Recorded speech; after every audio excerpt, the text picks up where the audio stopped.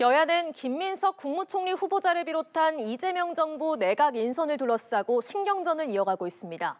국민의힘이 총공세에 나서면서 더불어민주당도 엄호 수위를 한층 끌어올리고 있는데요. 자세한 소식 국회 취재기자 연결해 알아봅니다. 양소리 기자. 네, 오늘 국회 정보위원회에서 이종석 국가정보원장 후보자에 대한 인사청문회를 진행 중인데요. 이재명 정부 들어 첫 번째 인사청문회입니다. 국민의힘은 이 후보자는 물론 다음 주 인사청문회를 앞둔 김민석 국무총리 후보자를 놓고 공세 수위를 끌어올리고 있습니다. 국민의힘 김용태 비상대책위원장은 오늘 오전 인사청문회 대책회의를 열고 김 후보자의 재산 내역은 단순한 해명으로 덮을 사안이 아니다고 지적했습니다. 김민석 후보자는 이미 국민 검증에서 탈락했습니다. 이재명 대통령께 촉구합니다. 더 늦기 전에 철회하십시오. 김 후보자가 민주당 최고위원직을 수행하면서 중국 칭화대를 졸업한 걸 둘러싸고도 논란이 이어지고 있는데 국민의힘 소속 인사청문위원들은 법무부를 방문해 김 후보자의 당시 출입국 자료 제출을 요구했습니다. 민주당은 국민의힘의 공격이 도를 넘었다며 엄호에 나섰습니다. 특히 김 후보자의 전 부인까지 인사청문회 증인으로 채택하겠다는 국민의힘의 주장에 인사청문회법을 개정해 대응하겠다고 밝혔습니다. 우리 헌법이 정한 인사청문이 정치 보복과 내란 동조의 연장선이 되어서는 결코 안 됩니다.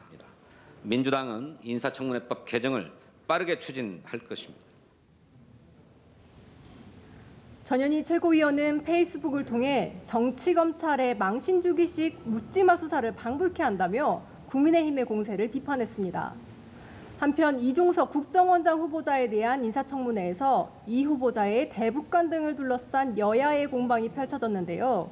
국민의힘 송원석 의원은 이 후보자의 대북관이 너무 친북적이라며 국정원이 북한 대남 연락사무소 기능으로 전락할까 봐 걱정된다고 했고 민주당 김영진 의원은 국정원장 후보자를 대남 연락소장이라고 말하는 건 맞지 않다며 송 의원이 사과해야 한다고 맞섰습니다.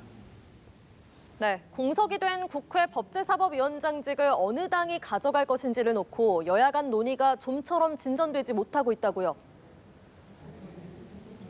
네, 국민의힘은 국회 예산결산특별위원장과 법제사법위원장을 관례에 따라 야당이 맡아야 한다고 주장하고 있습니다. 국민의힘은 정보위원장, 외통위원장, 국방위원장을 다 내려놓을 용의도 있으니 법사위원장을 달라는 입장입니다. 하지만 민주당은 제22대 국회가 문을 열 때 상임위원장 배분이 끝났다며 이는 협의 대상이 아니라고 반박했습니다. 양당 원내지도부는 오늘 오후 상임위원장 선출 문제와 본회의 일정 협의를 포함한 추가 협상에 나섭니다. 네, 국민의힘에서는 쇄신 방향을 두고 불협화음이 계속되고 있죠. 네, 김용태 비상대책위원장은 자신이 제시한 5대 개혁안을 통한 쇄신을, 송원석 원내대표는 혁신위 설치를 통한 개혁을 각각 주장하고 있습니다. 김 위원장은 오늘 국회에서 취재진을 만나 송 원내대표가 혁신위를 설치한다면 5대 개혁안에 대한 당원 여론조사가 첫 과제가 돼야 한다는 취지로 답했습니다. 김 위원장은 다음 주부터 지역을 순회하며 당원들에게 개혁안의 필요성을 설득하겠다고 밝혔습니다. 반면 송 원내대표는 혁신위는 김 위원장의 뜻을 확대, 발전하기 위한 방안이라고 강조했습니다.